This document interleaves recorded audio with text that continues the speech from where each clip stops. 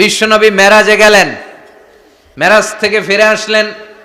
বিশ্বনবী বর্ণনা করলেন, আমি বাইতুল মাকদাস দেখেছি মাঝরাতে, লক্ষাধিক নবীকে নিয়ে নামাজের ইমামতি করেছি, 7 আকাশ দেখেছি, আল্লাহর আরশ দেখেছি, আল্লাহর সাথে কথা বলেছি, আবার ফজরের আগেই মক্কায় ফিরে এসেছি।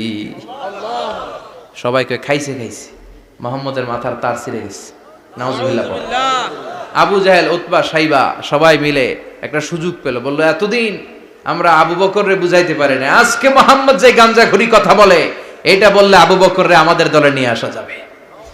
সবাই সাইয়েদনা আবু বকরের কাছে যায়, যে বলে আবু বকর জানো নাকি তোমার নবী নতুন কথা আমদানি করেছে?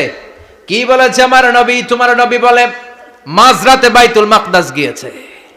বাইতুল মাকদাসে তখন দ্রুতগামী ঘোড়া দিয়ে ছুটলেও যেতে লাগে 15 দিন। অ্যাবাউট টার্ন কাম ব্যাক, ফিরে আসতে আরো 15 দিন, মোট কয় দিন? 1 মাস, যেতে আসতে 1 মাস।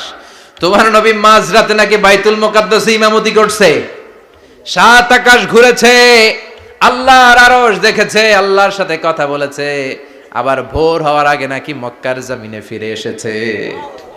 আবু বকর বললেন, আসলেই কি আমার নবী এই কথা কইছে?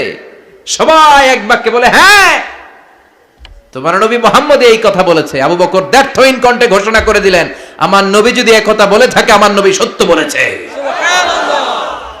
সত্য বলেছে, তিনি কখনো মিথ্যা বলতে পারে না। বিশ্বনবী খুশি হয়ে গেলেন, সাইয়েদনা আবু বকরের জন্য দোয়া করে দিলেন, আর বললেন, আবু বকর আনতা লাস্তা আবু বকর ফাকাত, আজকে থেকে তুমি শুধু আবু বকর নও, আজকে থেকে তুমি আবু বকর সিদ্দিক। সিদ্দিক সত্য গ্রহণে, সত্য প্রকাশে, সত্য মানার ক্ষেত্রে আপোষহীন, কোনো আপোষ নাই। চিল্লায় কোন ঠিক কিনা?